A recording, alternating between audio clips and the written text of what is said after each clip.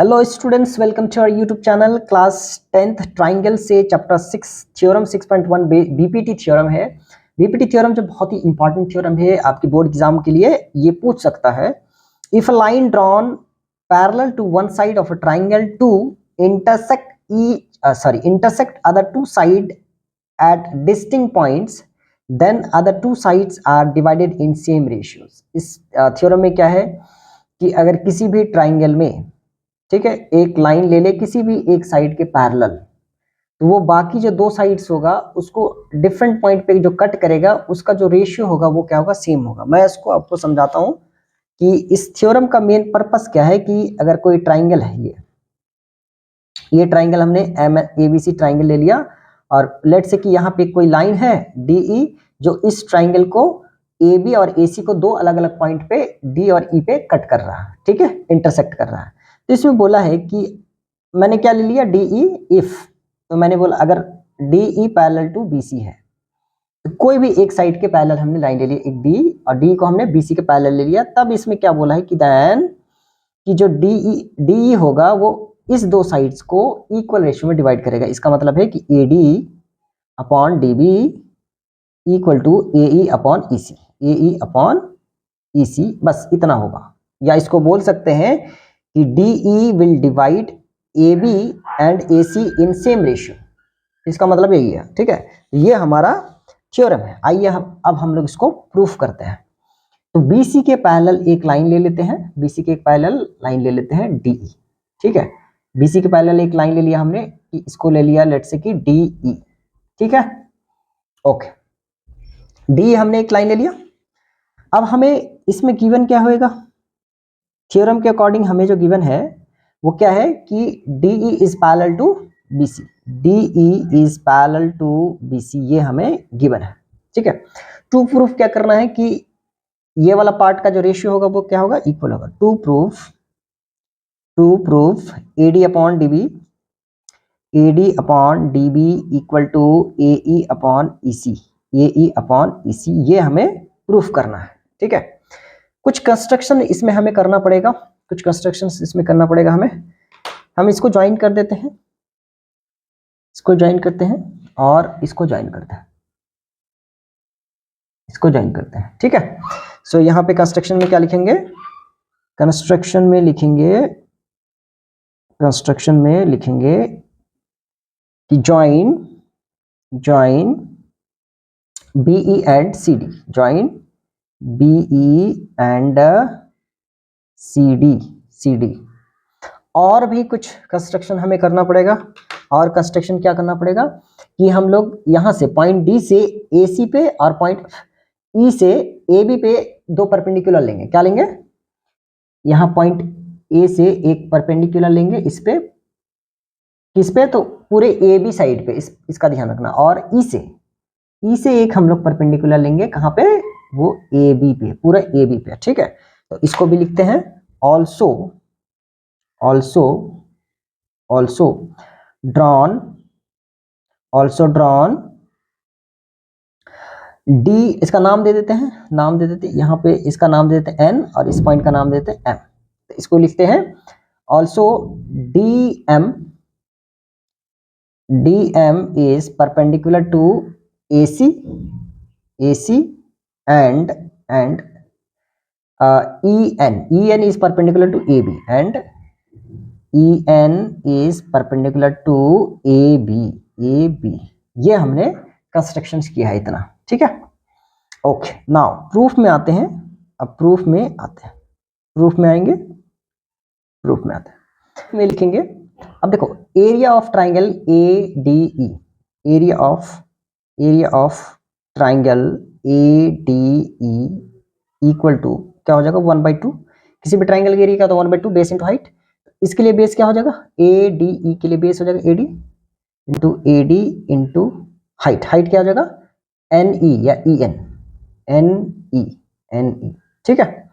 अच्छा, इधर मैं ले लेता हूँ, अच्छा, इधर से देखने पे ADE, अगर इधर से देखोगे, इस साइड से अगर देखोगे तो इसी ट्राइंगल का एरिया क्या हो जाएगा, area of triangle ADE equal to 1/2 into base. Base अब ए लेंगे ए ई इनटू हाइट क्या हो जाएगा, हाइट इस पे परपेंडिकुलर क्या आया है, इस पे परपेंडिकुलर आया डी एम, इस पे परपेंडिकुलर आया डी एम।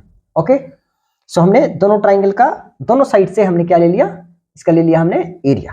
ठीक, अब इस वाले ट्राइंगल में अब हमें चाहिए क्या, एडी चाहिए, डीबी चाहिए, एडी हमें मिल गया, एडी यहां से मिलेगा, डीबी इधर वाला पार्ट भी चाहिए, इसका मतलब ये वाले ट्राइंगल भी चाहिए, तो triangle D E B any now area area of triangle D E B equal to क्या हो जाएगा 1/2 इंटू बेस, इसके लिए बेस क्या हो जाएगा डीबी, डीबी इंटू हाइट।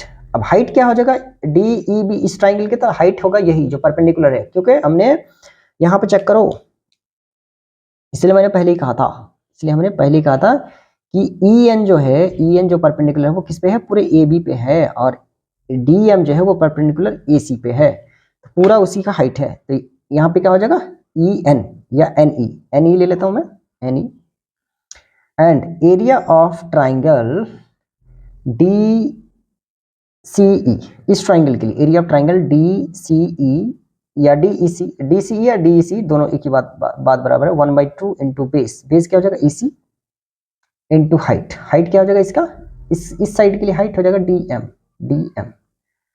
अब थोड़ी देर के लिए आप देखो यहाँ, इसको अगर मैं इसको इससे डिवाइड कर दूं, इसको इससे डिवाइड कर दूं, देखो ये इसको डिवाइड कर दूं ऐसे, और इसको मैं डिवाइड कर दूं ऐसे, तो कितना आ जाएगा हमारे पास, इम्प्लाइज ये क्या आ जाएगा area of triangle A D E upon area of triangle D B D E B equal to, यहाँ पे देखो कि हाफ इधर से भी कैंसिल आउट हो जाएगा, इधर से भी हो जाएगा, एनी कैंसिल आउट हो जाएगा, क्या बचेगा हमारे पास A D upon D B, क्या बचेगा A D upon D B.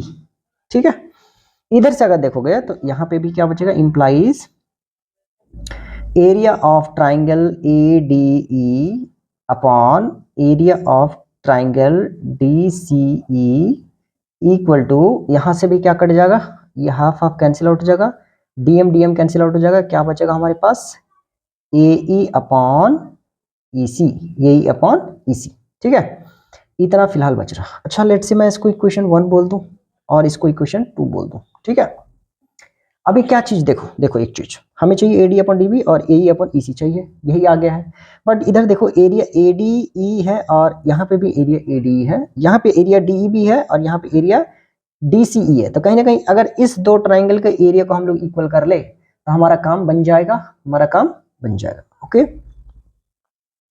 Ninth में अगर आपने एक थ्योरम पढ़ा हो, नाइन्थ में अगर आपने थ्योरम पढ़ा हो तो उसमें क्या रहता है कि सेम बेस के बीच, between the same base and between the same parallel lines के बीच में जो ट्राइंगल्स का जो एरिया होता है वो क्या होता है, इक्वल होता है। जैसे एक हमने ये ट्राइंगल ले लिया, ये ट्राइंगल ले लिया और एक पैरेलल लाइन ले लिया, ठीक है, इस लाइन के पैरेलल ये लाइन है, अगर इसी सेम बेस से एक और ट्राइंगल फॉर्मेशन हो जाए, यानी ये वाले ट्राइंगल फॉर्मेशन हो जाए, तो ये वाला जो पहले से जो ट्राइंगल था और ये अभी जो बना है, तो इन दोनों का जो एरिया होगा इक्वल होगा, तो उसी को बोलते हैं between the same base, between same base and between the same parallel lines, तो एरिया विल बी इक्वल। ठीक है, सो इसी को हम लोग फॉलो करेंगे यहाँ पे देखो कि BC जो है और D के पैरेलल है और सेम बेस भी है, सेम बेस भी है और सेम पैरेलल लाइंस के बीच में है।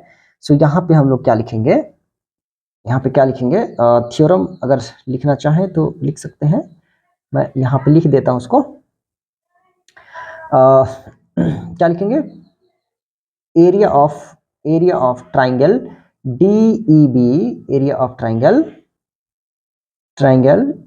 DEB will be equal to area of triangle DCE, area of triangle DCE। ये क्यों होगा इक्वल, ये इक्वल होगा, ये इक्वल होगा क्यों, यहां पे रीजन लिख देंगे, रीजन क्या लिखेंगे कि ट्राइंगल्स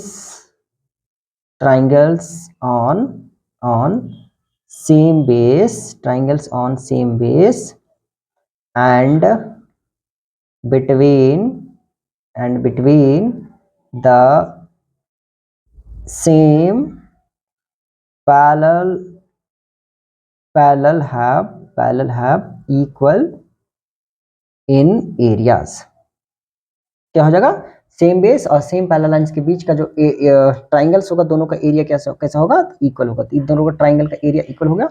अब देखो यही दो ट्राइंगल का जो एरिया था वो डिफरेंट था। इसको इक्वेशन 3 अगर ले लें, इसको इक्वेशन 3 अगर ले लें, तो फ्रॉम इक्वेशन 1, 2 एंड 3 से हमारा जो साइड्स का रेशियो है दोनों क्या हो जाएगा, इक्वल हो जाएगा। तो यहां से लिख सकते हैं फ्रॉम इक्वेशन 1, 2 एंड 3 से क्या हो जाएगा, AD upon DB equal to AE upon EC, AE upon EC। क्यों, ये हमारा हो गया प्रूफ्ड। तो यही है BPT थ्योरम। क्योंकि देखो यहाँ पे ये वाला एरिया और ये वाला एरिया डिफरेंट था और हमने यहाँ से इक्वल कर दिया, उसका ये प्रूफ भी है क्लास 9th का, ठीक है। सो आई होप कि आपको ये प्रूफ पसंद आया है और समझ में भी आया है। सो मिलते हैं फिर नेक्स्ट वीडियो में, तब तक के लिए बाय।